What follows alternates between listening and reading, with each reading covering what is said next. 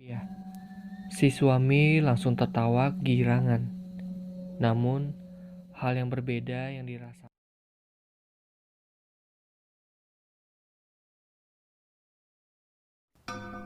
Halo teman-teman, kembali lagi di channel saya Goresan Pena.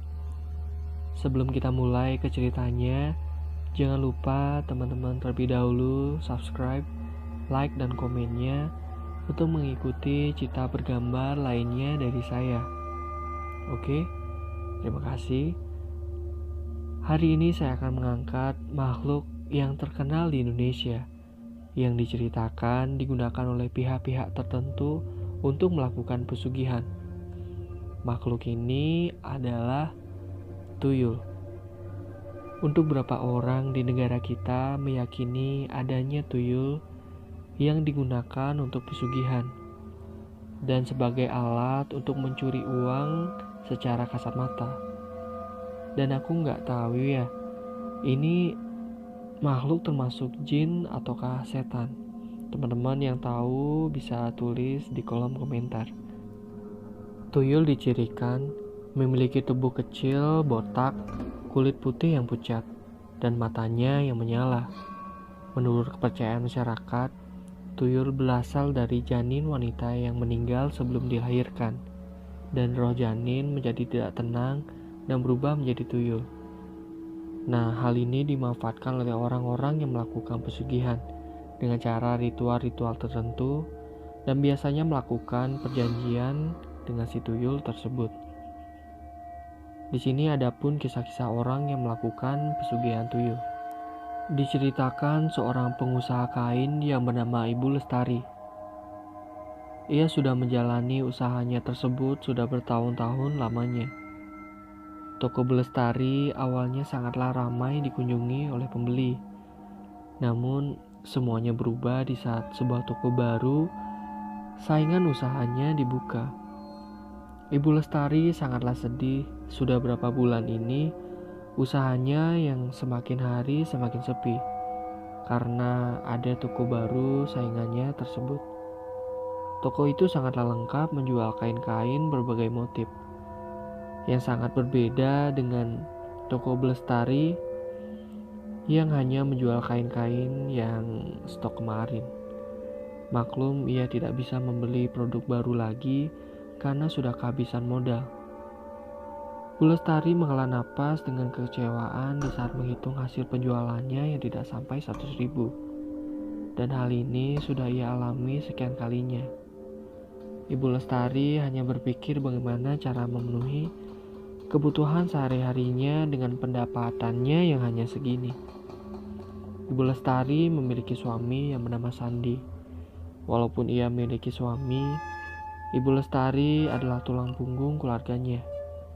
Karena suaminya yang sangatlah malas, yang kegiatannya hanya berjudi, mabuk miras, dan malas-malasan. Sedangkan Bu Lestari yang harus menghidupi anak-anaknya yang berjumlah 3 orang yang masih kecil. Dilihat dari suaminya yang bersikap kurang bertanggung jawab, tak jarang Ibu Lestari mempergoki lelakinya berselingkuh di sebuah kafe malam.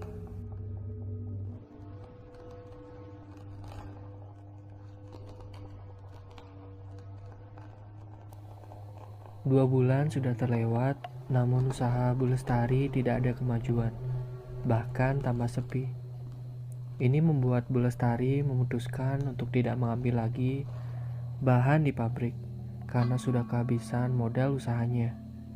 Sang suami yang tidak tahu diri terus meminta uang untuknya minum-minum bersama teman-temannya. Namun, karena sudah tidak memiliki uang, Bu Lestari tidak menyanggupi permintaan suaminya. Bukannya si suami mengerti, malah ia marah-marah, bahkan sampai memukuli istrinya sendiri.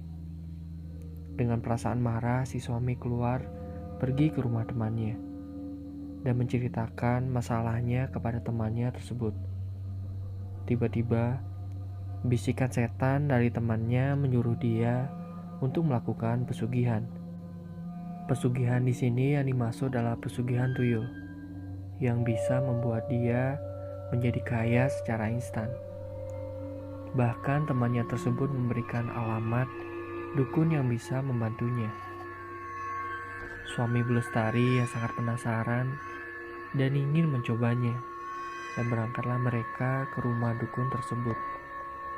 Sesampai di sana, sang dukun menanyakan maksud kedatangan mereka. Lalu Sandi dan temannya mengutarakan maksud kedatangan mereka. Si dukun langsung mengerti saat mereka menjelaskan maksudnya, dan langsung memberikan sebuah botol kosong yang di dalamnya sudah berisi tuyul.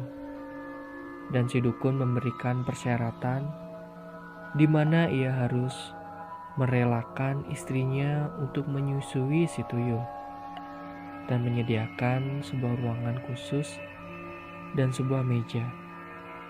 Tanpa pikir panjang, suami Bu Lestari langsung menyanggupi hal tersebut. Saat kembali ke rumah, si suami langsung menaruh botol tersebut di dalam lemari dan langsung mencari rumah yang dianggapnya kaya raya untuk si tuyul itu beraksi di malam harinya. Keesokan harinya, betapa terkejutnya si suami melihat mejanya yang sudah penuh dengan uang jutaan rupiah.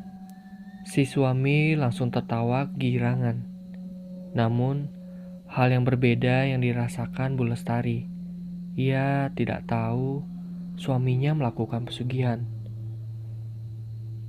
Saat dia bermimpi, ia didatangi oleh anak kecil botak bermata merah yang terus meminta agar disusui olehnya. Walaupun itu cuma mimpi, tapi anehnya itu seperti kenyataan. Uang terus berdatangan, membuat si suami semakin senang. Bu Lestari melihat uang tersebut, langsung menanyakan kepada suaminya. Tapi suaminya hanya tertawa dan menyuruhnya untuk diam dan membelanjakan semua uang ini. Bu Lestari yang mulai curiga kepada suaminya dari mimpinya yang hampir tiap hari didatangi seorang anak kecil yang terus meminta disusui, sehingga tubuh Ibu Lestari lemas tidak bertenaga.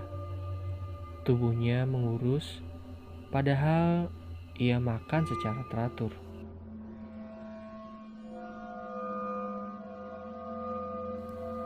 Merasa ada yang janggal dengan kondisi tubuhnya, Bu Lestari langsung menghubungi pamannya yang kebetulan pamannya adalah seorang ahli spiritual dan menanyakan apa yang terjadi kepada dirinya dan suaminya. Pamannya langsung menjelaskan bahwa suaminya melakukan pesugihan, yaitu pelihara tuyul, dan dirinya yang harus selalu memberi makan tuyul tersebut. Dan sangat fatal jika itu terus terjadi, karena bisa merenggut nyawanya sendiri. Kaget dengan pernyataan pamannya, dengan sangat kecewa Bu Lestari langsung menanyakan langsung kepada suaminya. Namun suaminya terus mengelak dengan pertanyaannya tersebut. Pertengkaran pun tidak bisa terhindarkan, karena merasa dipojokkan, suaminya sampai tega melakukan tindakan kekerasan. Hal ini membuat Bu Lestari sudah tidak sanggup lagi dengan sikap suaminya dan memutuskan untuk pergi bersama anak-anaknya secara diam-diam meninggalkan suaminya tersebut. Suami Bu Lestari menyadari istrinya yang telah pergi dari surat yang ia temukan di atas meja,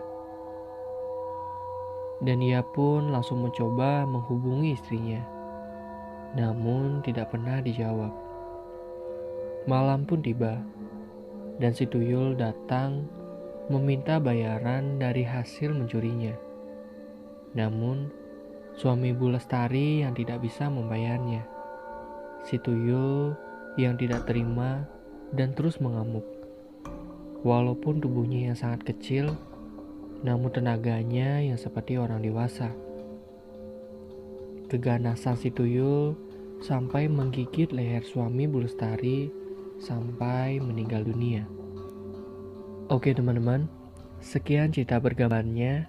Jadi ya kita ambil dari segi positifnya aja ya, dimana hendaknya kita selalu mendekatkan diri kepada Tuhan dan menjauhi tindakan-tindakan seperti pesugihan yang tentunya ya akan menyeret kita ke neraka. Nah, jika kalian punya kritik dan saran tentang video ini bisa tulis di kolom komentar ya. Terima kasih sudah menonton video ini.